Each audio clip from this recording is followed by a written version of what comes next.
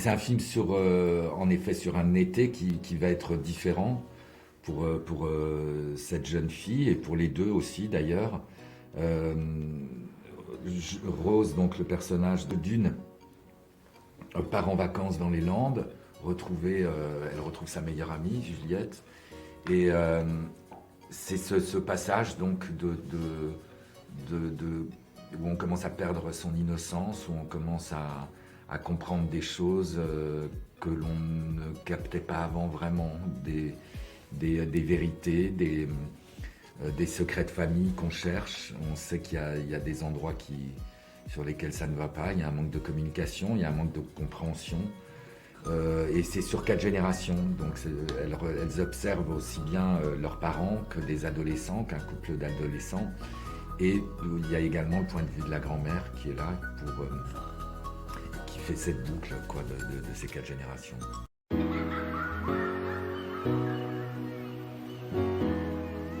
Dune, elle est un peu... En fait, elle est timide, mais en même temps, elle l'est pas parce qu'en fait, elle dit un peu... genre, elle est franche avec tout le monde, mais d'un autre côté, elle ose pas dire ce qu'elle pense. En fait, ça dépend avec qui. Moi, je trouve que Mathilde, elle est donc créative et elle est pas timide. Enfin, elle ose parler, genre, elle ose dire ce qu'elle pense.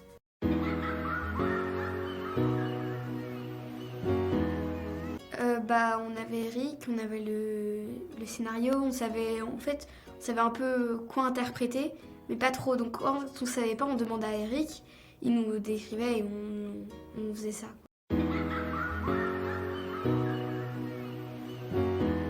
Et il y avait aussi, entre les prises, il y avait aussi Lucas.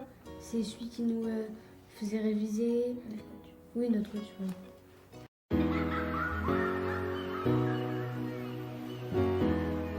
Quand j'ai lu la première fois la bande dessinée, j'ai été très marqué par les émotions qui sortaient du livre, de ces images c'est très japonais, un dessin très japonisant, et avec des contrastes, beaucoup assez sombre. En fait, la bande dessinée est beaucoup plus sombre que le film. Nous, ce qu'on a rapporté avec Delphine Glaise, c'est justement, notamment le rôle des parents qui était très très secondaire dans la bande dessinée.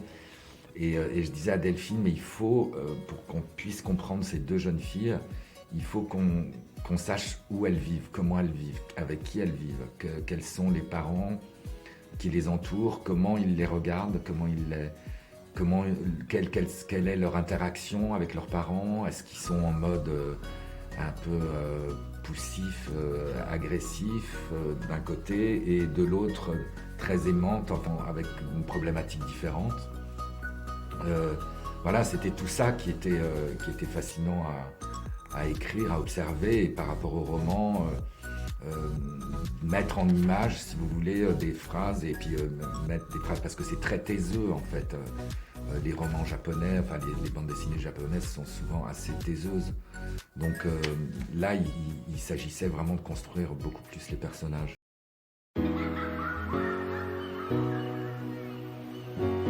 Ben, c'est tous ces passages en effet de transmission de chaque âge, toutes ces questions qu'on peut se poser à cet âge, des réactions qu'on a sur le monde, des réactions qu'on a sur des événements. J'aime beaucoup la manière dont elle parle de la mort. Il y en a trop, ça le fait pas. Et puis après, mais elle cesse pas d'en parler. Parce que c'est des préoccupations de cet âge, forcément. On est tout le temps sur ces deux extrêmes. Moi, c'est ces reliefs-là qui m'intéressaient. Et puis, à cet âge-là, on peut changer d'énergie et d'émotion en un millième de seconde. Vous pouvez chialer et rire dans la même phrase. Et voilà, c'était ça qui m'intéressait à filmer, à observer, d'être à hauteur de ces jeunes filles et de suivre avec elles toutes les aventures. C'est des sortes d'éclaireuses, en fait. C'est des sortes d'éclaireuses dans le film. Tout le temps collées à elle, surtout à Rose. Et après, cette observation aussi de la nature, vous voyez, qui est très importante, de notions de grandeur comme ça, où on peut se perdre dans une forêt de pins, l'océan qui est très fort, qui vous prend et qui vous donne autant qu'il vous prend, la dangerosité de tout ça en fait, c'est ça qui est passionnant à observer.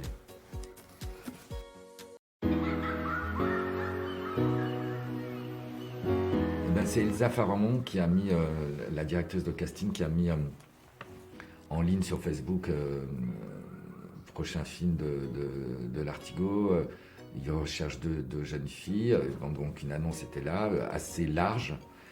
Et on a eu dans la première journée 1500 candidatures, donc la puissance du web. Et on a eu en tout, oui, je crois 4000 candidatures. Et j'ai vu leurs photos d'abord, après je leur ai demandé des essais, j'avais fait une sélection. Et puis elles se sont rapprochées au fur et à mesure.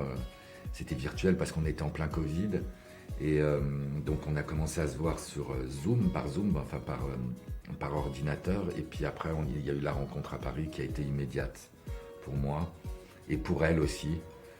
C'est-à-dire que quand je les ai observées, quand je les ai vues interagir, quand je les ai vues se regarder, je crois que c'est là qu'elles ont commencé à parler et elles n'ont toujours pas fini la dernière phrase à 7 minutes. C'est-à-dire qu'elles sont en boucle en permanence sur le plateau. Dès que c'était coupé, elles avaient toujours un truc à dire. D'une observation, d'une sensation, elles sont tout le temps à se nourrir l'une de l'autre et à s'observer ou à observer et à donner surtout elles échangent énormément leurs émotions et leurs ressentis sur les choses, donc c'est merveilleux à observer, ça c'est tellement riche. Elles sont franchement, c'est pas parce qu'elles sont là, mais elles sont très intelligentes. Donc vous n'avez rien entendu bien sûr, elles sont très intelligentes, j'ai eu beaucoup de chance, elles sont très vives,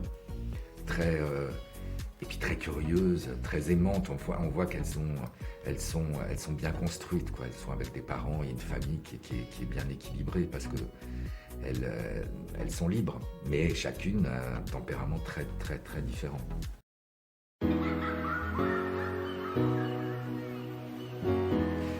En fait c'est la même chose parce que diriger des adultes ou des jeunes, il faut toujours je ne dirige pas de la même manière Marina Foïs, Chiara Mastroianni et Gaël Garcia Bernal ou Angela Molina. À chacun, vous devez vous adapter à chaque caractère en fait, je sais moi l'émotion que je veux trouver dans une scène ou en tout cas l'arche de la scène et il faut que je mette en état chacun des acteurs, des actrices. Vous pouvez vous parler de toute façon de manière différente à chacun. Donc là, il suffisait de s'adapter à elles. Et encore une fois, elles sont très vives, donc elles comprenaient hyper vite. Quand elles ne comprenaient pas, c'était très clair. Elles me disaient « je ne comprends pas », donc c'était à moi d'amener l'information différemment. Mais ouais, ça s'est passé très, très, très vite et très libre. Et puis on avait confiance. Elles avaient confiance en moi. De toute façon, la direction d'acteur, c'est avant tout la confiance. Si l'acteur ou l'actrice a confiance en vous et vous en eux, là vous pouvez l'amener où vous voulez et puis surtout où on observe. Moi j'ai des choses très précises en tête quand je tourne, avant de tourner, mais j'en veux des nouvelles pendant le tournage. Donc je vais observer les accidents, je vais observer les mouvements qui tout d'un coup vont me faire changer dans la mise en scène, et heureusement.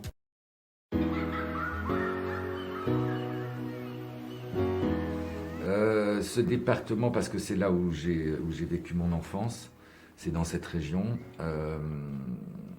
à Sorsosogor, et donc on a tourné dans toute cette région des Landes, et après dans les Landes plus intérieures. Voilà, c'est des souvenirs d'enfance, c'est des souvenirs j'avais envie de retranscrire ça dans les émotions que j'avais pu vivre moi en tant qu'enfant, d'être paumé dans la forêt, dans ces forêts de pins où vous pouvez vous perdre hyper facilement, où vous vous dirigez par rapport au soleil parce qu'autrement vous êtes paumé, les premières clopes, c'est tous ces souvenirs, si vous voulez, vraiment de senteur aussi. Et puis l'océan, toujours pareil, cet océan qui est très dangereux et qui est fabuleux aussi.